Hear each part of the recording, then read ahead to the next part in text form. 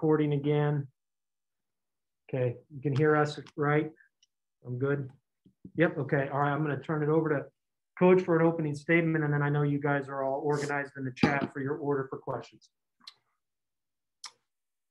All right, good to get back, start playing again. Excited about that. Nebraska is obviously the next one up, and glad that that was able to get worked in this week. Again, a team that's been very busy since their COVID return. Played well last night, lost a tough one to Wisconsin. Very, very athletic team, great size and length, and a team that really scares you because of their ability to draw fouls, their ability to get to the line, and then you know, they've got several guys who can get going making baskets. So they mix up their defenses, man, zone. They do a good job of taking the interior play away. I would expect nothing different. Trying to take Kofi away. In their last two games, their opponents have taken a ton of threes against them as they've tried to negate some of the interior play of those teams. But you know, we've got to be smart. We can't fall into a trap of shooting 35 threes on the road and still do what we do. But Fred's building a great program there, and they've got talented players, and obviously the COVID setback was a lengthy one, and now just getting back. And but we're, from our standpoint, you know, a couple days off this week, and then get back and surrounded by some days that we've been able to work and get better. And now we're in game prep mode and leave here in a little bit. Coach, I'm curious about the Michigan cancellation and Illinois' involvement in that, or if you had a choice. For example, Michigan's returned on Monday. The women's team is playing tonight, but their men's team chose not to. Is that their choice? Is that on the Big Ten? Are you involved in that decision? How does that work? Yeah, I'm not involved at all. I mean, everything's COVID related, I think, and in terms of, you know, what's best for every program. And I think I think we found out that, you know, everybody's independent of whatever on their own and how they're dealing with it. We've seen that throughout the country. So I wasn't involved. You know, I'm deferring everything to, you know, the league office, and I'm just showing up when they tell us to show up and play who we play when we're supposed to play them. So we knew it's going to be a different year, a challenging year, sometimes an unfair year. I don't know if everybody will get to 20 games, but I'm not going to worry about any of that. I'm just going to show up and play when they tell us to. And do you have any, you know, is there a certain breaking point with that where if you're, because of other cancellation, asked to play 5 games in 9 days or something at the end of the year, is there a cry uncle moment, or is it just you play when you play? Yeah, we'll see. We'll see when we get to that. We'll cross that when we get to it. Right now, we're happy to be playing. I don't think we should ever lose sight of safety and well-being. I think that runs in a lot of areas, not just COVID, but the safety and well-being of our student athletes and the times that we would ask them to play and the number of games we would ask them to play. But you know, now we're back into school where academics are a part of it as well. So, you know, we'll cross all those bridges when we come to them, Robert. Thanks. Hi, Coach. We just spoke with Adam. Could you talk a little bit about his development as a player and specifically offensively? What would you kind of like to see from him to take another step forward? Yeah, I mean, I think he's fallen into a role that is good. He's going to be a guy that's going to be capable of so much more when required of, and I think he's been able to ease into, you know, the overall game and understanding. I mean, Adam's really talented. You know, he's a guy that can score in a lot of ways. I think, is there an adjustment? Absolutely. You know, most of that comes with adjusting your game off the dribble and getting to the rim. You don't do that stuff like you did in high school. It's a completely different level.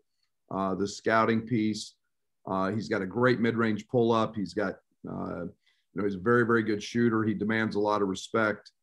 But his true growth has been on the defensive side. And, he's become one of those guys that I trust as a very, very good defender. And Ace is going to be a great two-way player in his career, the guy who can really do it at both ends of the court. So great passer, has got great vision, high IQ, and a guy that, again, is really blossoming in. He's no longer a freshman. He's blossoming into a veteran college basketball player. As the seasons went along, you've kind of added the option to go to a bigger lineup, whether it's Kofi and Georgie playing together or Jacob in the starting lineup. What's that done for your team? And does it allow you to match up a little bit better with teams with some size? Yeah, no doubt. I love versatility. That's one of the advantages of being able to do that. Slide DeMonte. You can play Io at the point. You can play, Jake and DeMonte and Georgie and Kofi and be as big as we can be or close to it, with Coleman. Coleman can slide and play a little three as well. So that versatility is something I'm really pleased with. Thank you, Coach. Brad, I wanted to follow up on Adam defensively. I mean, you talked about how that's the biggest adjustment for freshmen to make in college basketball. How have you seen him take those steps to become, really a pretty good defender here so far? Well, one of it's just the challenge and the pride of wanting to be a good defender. Secondly, there's a lot of responsibility because, in a world today where everything is a ball screen coverage, there's calls that have to be made and there's adjustments that have to be made literally on every play and multiple times on a play. And when you're a guard, you have to trust your bigs and then you have to make an immediate reaction to a call. And that takes time. That's not easy. And, I go back to the Baylor game. I mean, Adam made 10 ball screen mistakes in the Baylor game. And, great coaching by Scott, pick on the freshman. And those mistakes then stress everybody else out. Now he doesn't make any. And again, that's just time. And that's one of the things that, I talk about defensive chemistry all the time. That's why it's so important to have that. And yet he's way ahead of the curve for most freshmen. And, he's got great pride. He takes a great challenge. He wants to guard Io. He wants to guard Trent. He wants to guard those guys every day and takes a lot of pride in trying to shut them out. So, now we've put the mental and the physical together and it's turning into a heck of a defender. And he kind of touched on that too, where he said the first maybe 10 games, he was kind of lost and looking around on that end a little bit to figure out what he needed to do. As a coach, how do you help him through all phases of that? Does it come from some of his teammates? Is it all the above? How do you get him to that? all the above. It's experience, it's reps, it's game situations. You don't, it's especially hard for guards because they have so much, if you start looking over your shoulder, where's the screen coming? At this level, the defender goes right by you as soon as you peek. You have to trust your teammates. And that's why I talk about chemistry on the defensive side all the time. And then, there's off the ball issues. His reactions off the ball early were slow and late. And, it's one of those things. Again, it's just it's repetition, it's experience, and now he's getting great at it. Thanks, Brad. Hey, Coach, we've talked with you about peaking this time of year. I think people look at the Wisconsin game, the way you guys got up, held the lead, seemed like a pretty complete performance. What are some things maybe other than 15 dunks from Kofi that you're still looking to improve upon and get to that next level for this team? Well, I thought offensively, 18 turnovers against Wisconsin, and that's no offense to them. We fumbled 6 balls where it just hit our hands, and we weren't clean. We 2 guys played really well. We didn't play very well as a team in terms of the cleanness and execution and timing. And we've got to continue to get better in our reads. No matter what the defense sees, we have seen everything now. And we've got to understand, and our ball screen coverage, where the tags are coming from, where the low holds are, who they're tagging off of, and start making those reads. We're 7th in the country in OER. There's still room to improve there. Baseline out of bounds, big concern because Kofi draws so many fouls. We have a lot of baseline outs. We've got to be better there. We've got to continue our free throw shooting. And then on the defensive side, we've made great strides there. We're 13th in DER now. That needs to be top 10 to get where we're going. And we have to continue. We're still making some rotation mistakes. So you ask, that's kind of the synopsis which we've talked about all week with these guys. Another late tip on the road. You talked about long days in the hotel. I don't know if you're jumping on the gaming systems with the guys. You walking in a high of 0 in Lincoln. What are you doing to pass the time? Well, this one won't be a walk outside. I promise you that. We'll find a sterile treadmill someplace that we can go get on. But yeah, and I'm the worst. I do not do well in hotel rooms. It drives me nuts sitting in there. I can only watch so much film. We're not leaving till 5 o'clock tonight just to get in there later for that reason. But you have to get in there. You've got to test. You've got your shoot around. So the day goes fairly quick, but we haven't graduated to the gaming systems yet. But I'll have to get some Call of Duty lessons from Tyler. Thanks, Coach. Hey, Brad, before the season even began, you said your best player was your most improved player. What jumped out at you about Ayo right from when he returned to campus? And then are you at all surprised by the year he's having? Well, I knew how much he prepared and worked when he was trying to make the decision and go through the process. And most players in America weren't doing that, and he was. And so I felt really positive that there would be a jump. Then when you start to see him, kid that came in at 172 pounds, now he's 205. Now you see a young guy that couldn't bench 185, and you see him throw it up for 18, 20 times. You see a kid that literally couldn't barely dunk a ball when he got here, now dunking on people in games. I mean, there's just a maturity and a readiness that he had. And then, I always say this, your junior and senior year in college is the only opportunity you have to play against your peers at your maximum level. And I mean that both mentally and physically. And, as soon as you declare for a pro, you're playing against LeBron, who's 35, or he's against his peers and he's playing at a max level. And that confidence is undeniable. We've had a couple of mid-major players in the area announce that they're coming back for another senior year. Have you broached that subject with Monte and Trent? Do you have a gauge of what they're going to do, and does that affect your recruiting at all, or do recruits want to know? Nebraska. Nebraska. Well done. Thank you, Coach. Brad, Ayo's triple-double will go down as one of the best individual performances in team history. What about his defense in that game? Is that overlooked? I think he was shifting around and seemed to be shutting guys down. Is that just add to the completeness of that game? Yeah, I think it's one of the things that I told Ayo yesterday in practice. I said, don't run away from success.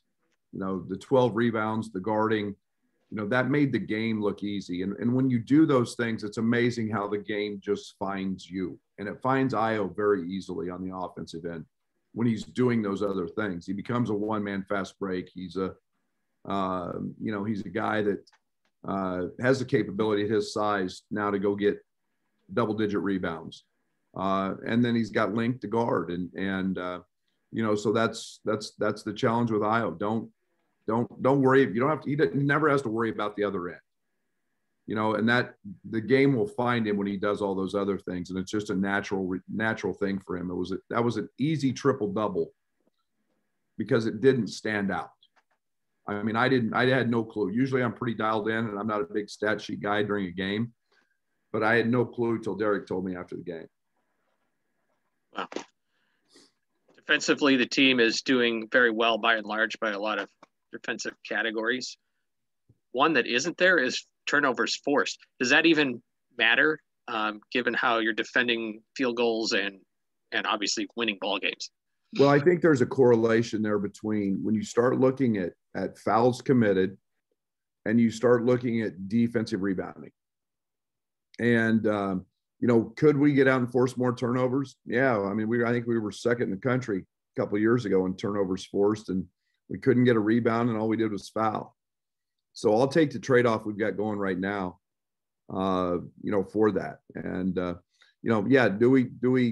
would I like to force one or two more? Yeah, but not at the expense of getting in rotations and sacrificing other areas that we're really good at. Thanks. Hey, Brad. I wanted to ask you about Io's three-point shot, and it seems like he's made a pretty big jump from last year percentage-wise. What do you think he's done? What have you seen him do? Has he changed a lot to improve that, or do you think it's more up here? Practice. And again, he worked, we forget the line moved back a year ago. We forget that, he spent all the offseason really working from the NBA line, on practicing those reps. That's helped. I think the mental component of knowing that he's spent so much time at that NBA line has helped. And I think the other factor is he's taken really good shots. He's not getting forced into having to take and settle for difficult shots. So you put all that together and you're going to see him increase percentages. And I knew it was a matter of time, but I knew he'd improve at least 6, 8, 9%, somewhere in there. Then you had a bunch of conference title winning teams at Stephen F. Austin. Obviously last year's team was competing down the stretch for a Big Ten title. What do you think you've learned as a coach in your experience about what teams need to accomplish down the stretch to win a conference title? Never get ahead of themselves. One day at a time, one game at a time. And, every game is its own identity, its own challenges and self. And Iowa's triple doubles in the past. It was a great thing. Nebraska is going to pose different scenarios. And so we've got to handle those and manage those and never continue to lose sight of, we got to get better every day. Thanks. Hey, Brad, how much does no hesitation Trent, as Io puts it, help this team offensively? A lot. Yeah, a lot. I mean, it gives you a guy capable of getting 30, and a guy capable of making 3, 4, 5, 6 threes in a row.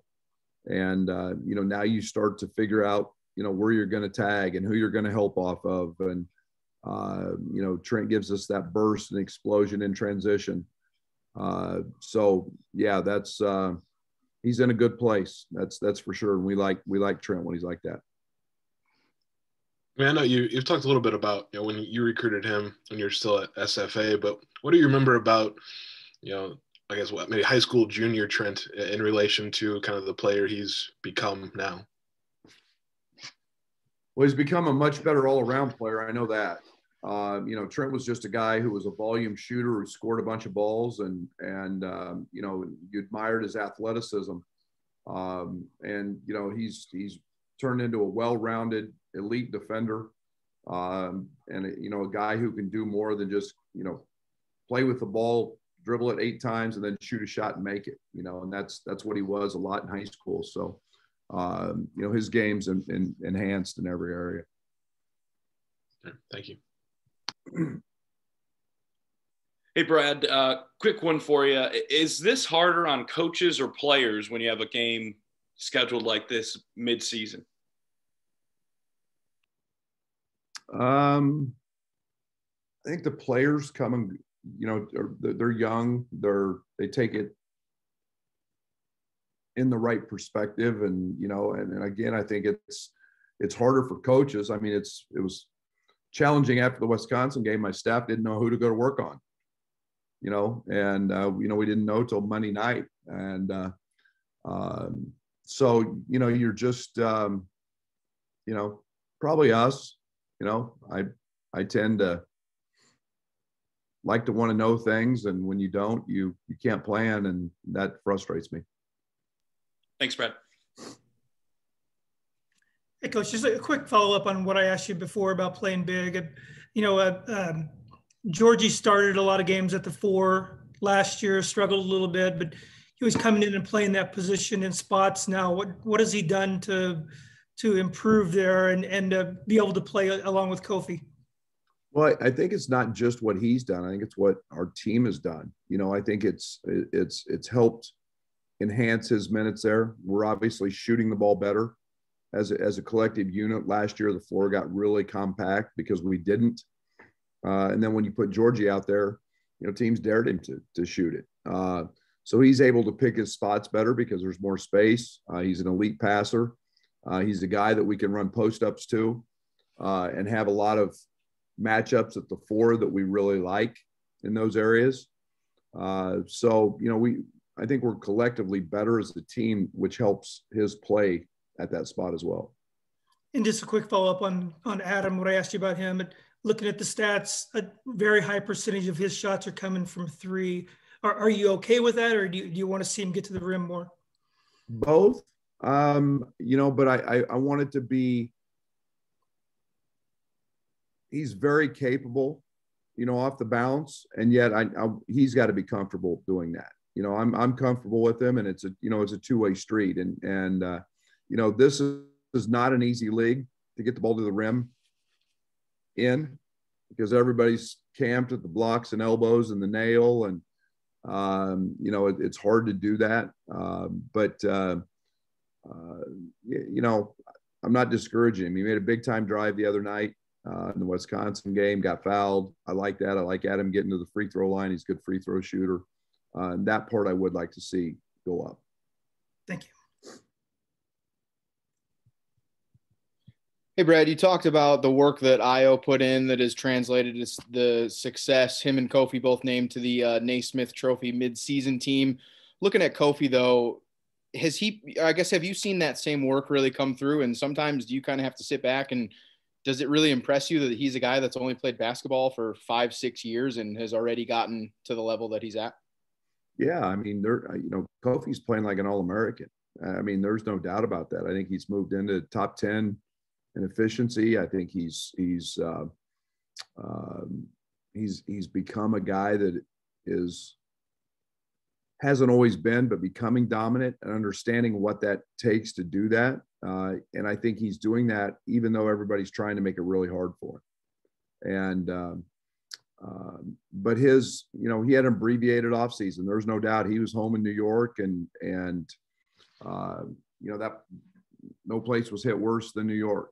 And didn't get to work, didn't have a gym, didn't have a weight room. Really lost an off season in terms of some of the things we wanted to work with him with, but he's made up for that since he's been back.